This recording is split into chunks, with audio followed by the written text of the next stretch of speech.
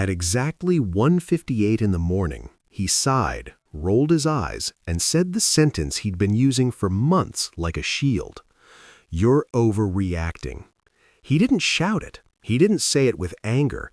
He said it the way someone says something they've practiced. Calm, confident, dismissive. Like my feelings were an inconvenience he was tired of managing. I stared at him in the dark, the blue glow of his phone lighting the side of his face. And for the first time in a long time, I didn't feel hurt. I felt finished. Because hours earlier, I had already read everything. We had been together for almost 6 years, long enough that people stopped asking how we met, long enough that our lives blended into one routine, long enough that love wasn't loud anymore, but it was supposed to be steady. That's why I noticed when he started disappearing without actually going anywhere. He was still in the house, still sleeping beside me, still asking how my day was, but he wasn't there.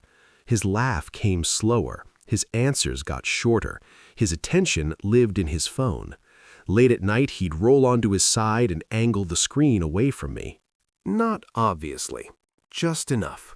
Notifications stopped lighting up the room. His phone stayed on silent, always. When I asked simple questions, he answered like I was accusing him of a crime. "Why are you always watching me? Why are you so sensitive lately? You're reading into things." And then came his favorite line, "You're overreacting." He said it so often, I started repeating it in my head before he even spoke. Maybe I was tired. Maybe I was insecure. Maybe I was imagining the distance. That's how gaslighting works. It doesn't scream. It whispers until your own voice sounds unreliable. The night everything changed wasn't dramatic. No shouting, no tears, just quiet. He fell asleep early, phone clutched in his hand like always. It slipped onto the bed between us sometime after midnight. I wasn't looking for anything. I didn't even pick it up at first, but when the screen lit up just for a second, I saw a name I didn't recognize. No last name, just a first name and a heart emoji. Something inside me went cold. I didn't wake him. I didn't shake him and demand answers. I waited. When his breathing deepened, I carefully lifted the phone. It was locked, but his tablet was charging on the dresser, the one he said he barely used anymore. I picked it up, and it unlocked instantly, because he never imagined I'd look there. I didn't scroll fast. I didn't rush. I sat on the edge of the bed and read every message slowly. Months of conversations, inside jokes I didn't recognize, good morning texts I never received, late-night voice notes sent while he lay beside me. He told her things he hadn't told me in years, that he felt understood, that he felt alive, that things were complicated at home. He painted me as emotional, unstable, hard to deal with. I saw my own personality rewritten by a man who claimed to love me. And then I found the folder he thought was empty. Archived messages. The place people hide things when they think deletion is enough. That's where the truth lived. Plans to meet, jokes about lying, apologies for disappearing when she's around. I didn't cry. I didn't scream. I took screenshots. Every message, every date, every confession. Then I put the tablet back exactly where it was and went to sleep. The next day, he kissed me goodbye like always, asked what I wanted for dinner, texted me memes, acted normal. And I let him, because I wanted to see how confident he was in the lie. I wanted to see how easily he'd dismiss me when he thought I had nothing. For 3 days, I said nothing. I watched him text with his phone tilted away.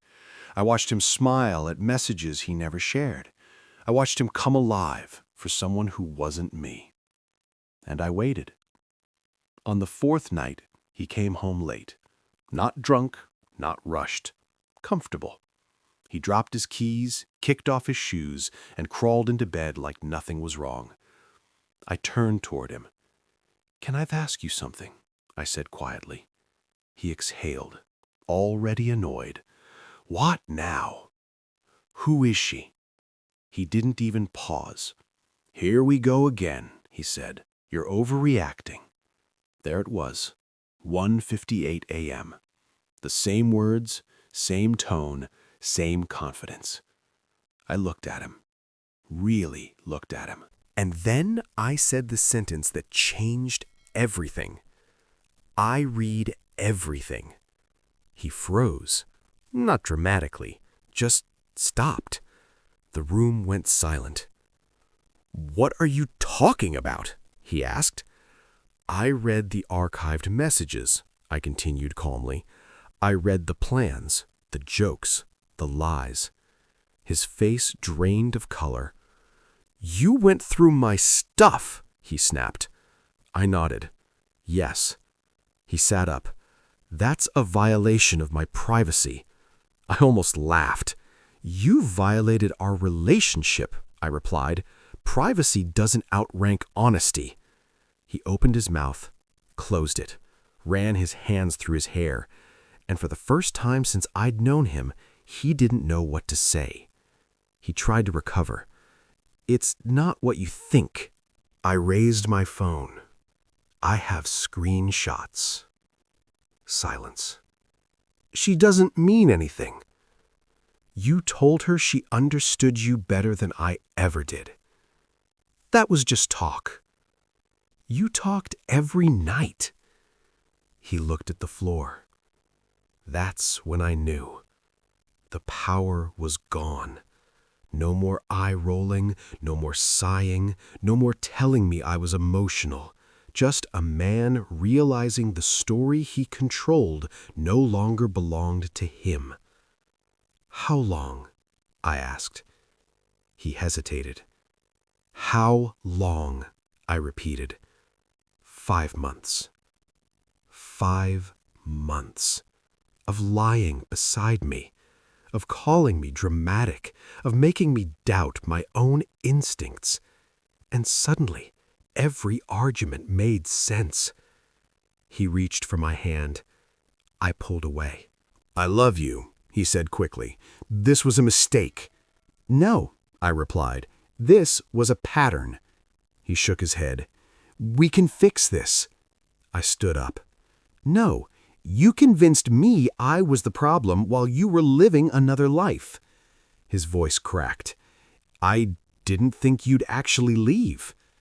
That hurt more than the cheating, because it meant he never respected me enough to believe I would choose myself. I packed a bag.